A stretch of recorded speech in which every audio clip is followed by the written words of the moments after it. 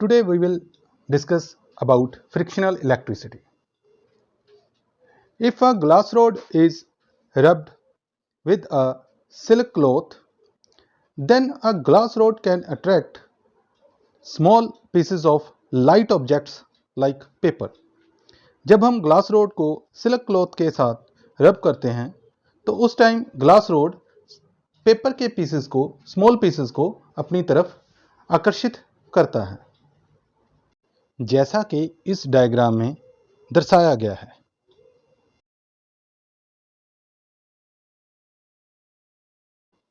Similarly, when plastic comb passed through dry hair, it can also attract light objects. Means जब आप खुश्क बालों में कंघा करते हो तो उस टाइम जो आपकी कंघी है वो कागज के छोटे छोटे टुकड़ों को अपनी तरफ आकर्षित करती है, जैसा कि आप डायग्राम में देख सकते हो।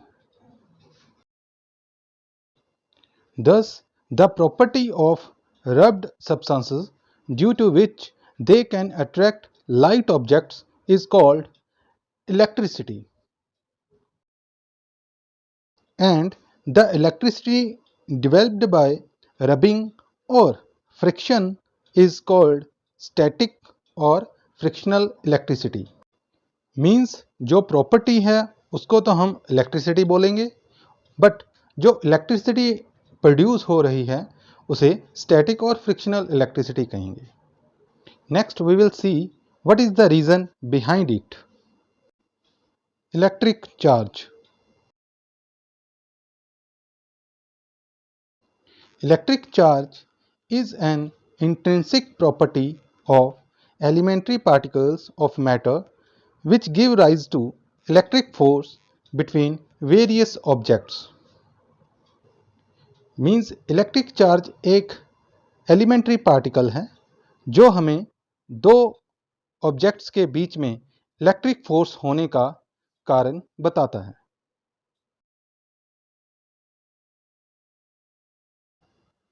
More about electric charge. Electric charge is a scalar quantity, means it has magnitude only and no direction. SI unit of electric charge is coulomb.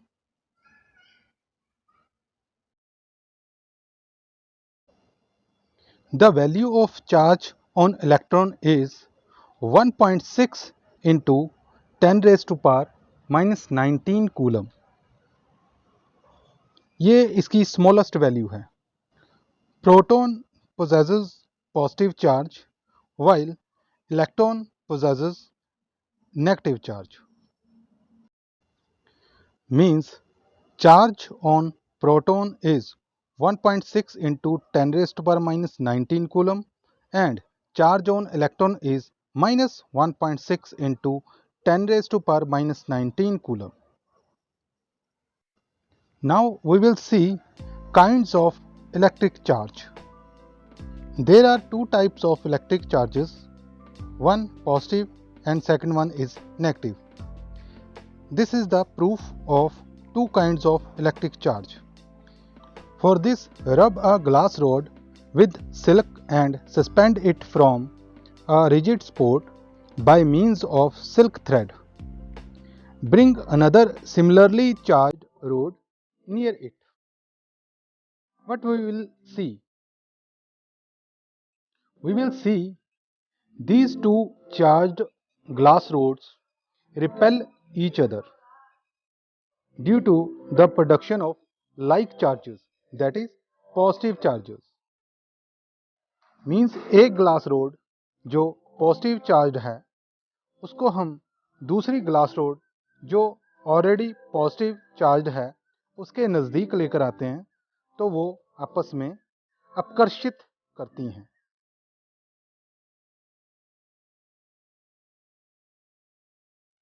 In second experiment, rub a plastic rod with wool and suspend it from a rigid spot by means of silk thread.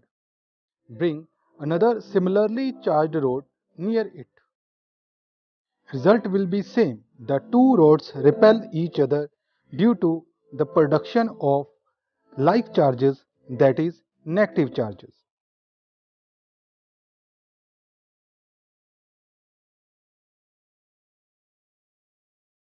In third experiment, bring a plastic rod rubbed with wool near the charged glass rod. In this case, negatively charged plastic rod will attract positively charged glass rod. That is, these two rods attract each other due to presence of unlike charges, that is positive and negative charge.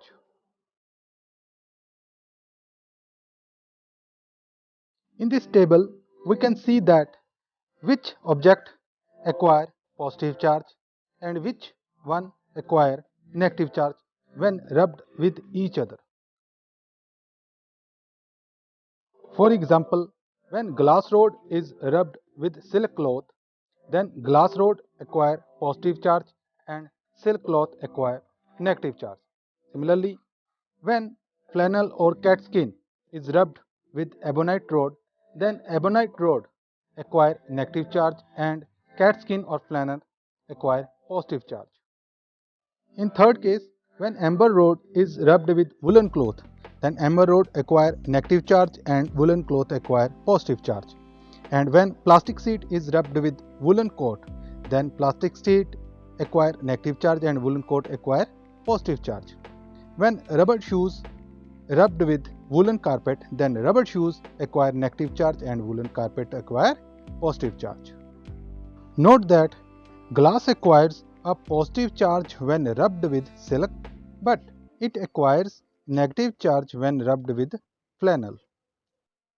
Means अगर glass rod को silk cloth के साथ रब करेंगे तो glass rod के ऊपर positive charge आएगा, बल्कि जब उसको फ्लैनल के साथ रब करेंगे तो उसके ऊपर नेगेटिव चार्ज आएगा. Electrostatic induction. Now let us do an experiment in which there is an uncharged metallic sphere, insulating stand, charged plastic road. जब हम चार्ज्ड प्लास्टिक रोड को इस मेटालिक सफियर के नज़दीक लेकर आएंगे, then charge opposite to plastic rod will induce on one surface of metallic sphere. This positive charge will induce on the surface which is near to plastic rod. And इसके opposite जो surface है उसके ऊपर negative charge induce होगा, that is free electrons उस तरफ चले जाएंगे. अब इन फ्री इलेक्ट्रॉन्स को हम ग्राउंड करेंगे. मींस इस सरफेस को जब ग्राउंड करेंगे तो जो फ्री इलेक्ट्रॉन्स है वो ग्राउंडेड हो जाएंगे. इसके बाद हम सफियर को अनग्राउंडेड कर देंगे as shown in figure.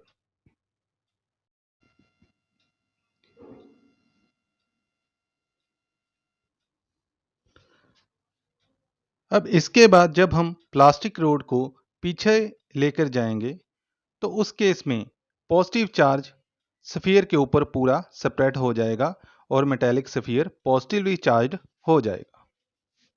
Thus, temporary electrification of conductor when charged body is brought near it is called electrostatic induction.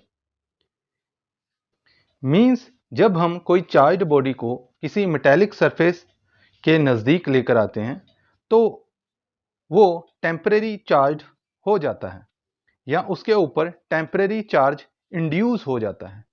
इसी प्रोसेस को हम कहते हैं इलेक्ट्रोस्टैटिक इंडक्शन. इस डायग्राम में जो ग्लास रोड है वो नेगेटिवली चार्ज है और मेटालिक स्फीयर के ऊपर आप देख सकते हो कि चार्ज पॉजिटिव और नेगेटिव है. अगर हम चाहें इस नेगेटिव चार्ज को ख़त्म करना चाहें तो इसको हम मेटालिक स्फीयर को ग्राउंडेड कर देंगे और जो मेटल है, जो मेटालिक स्फीयर है, वो पूरे का पूरा पॉजिटिवली चार्ज बन जाएगा.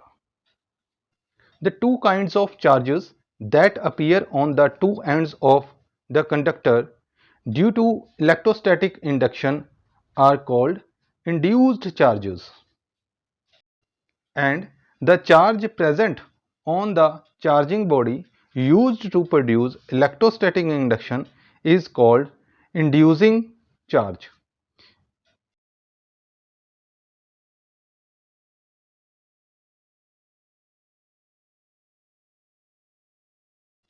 बेसिक प्रॉपर्टीज ऑफ चार्ज, तो इसकी 3 बेसिक प्रॉपर्टीज हैं, additive, quantization and conservation. So one by one हम इसे डिस्कस करेंगे. First property is additive nature of charge. The total electric charge on an object is equal to the algebraic sum of all the electric charges distributed on the different parts of object. Means किसी body के ऊपर कितना charge है वो उसके सभी parts के charges के एल्जेब्रिक सम के इक्वल होगा. और इसका मैथमेटिकल एक्सप्रेशन है Q is equal to Q1 plus Q2 plus Q3 and so on.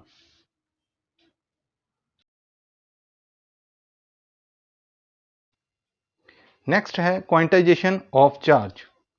The quantization of electric charge means that the total charge of a body is always an integral multiple of basic quantum of charge. Basic value of quantum of charge means smallest value of magnitude of electron, that is 1.6 into 10 raised to power minus 19 coulomb. Means किसी body के ऊपर charge या तो 1 electron होगा या 2 electron होगा. ऐसा नहीं है कि 1.5 और हाफ इलेक्ट्रॉन होगा. So Q is equal to plus minus Ne, where N is integer. So next property is conservation of charge. The total charge of an isolated system remains constant. Or electric charges can neither be created nor be destroyed. They can only be transferred from one body to another body. Means किसी body के ऊपर charge constant रहेगा. ऐसा नहीं है कि charge को हम क्रिएट कर सकते हैं और इसको डिस्ट्रॉय कर सकते हैं. चार्ज को एक बॉडी से दूसरी बॉडी में ट्रांसफर किया जा सकता है. Same in the case as we have seen in the experiment when we rub a glass rod with silk. In that experiment charge from silk moves to the glass road.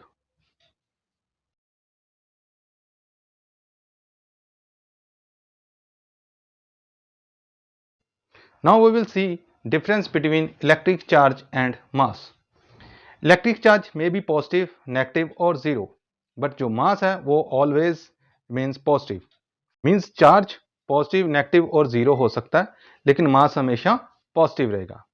Next one, electric charge always quantized, that is Q is equal to Ne, but quantization of mass is not yet established.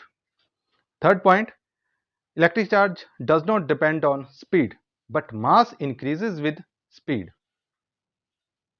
Next, charge is conserved, but mass is not conserved.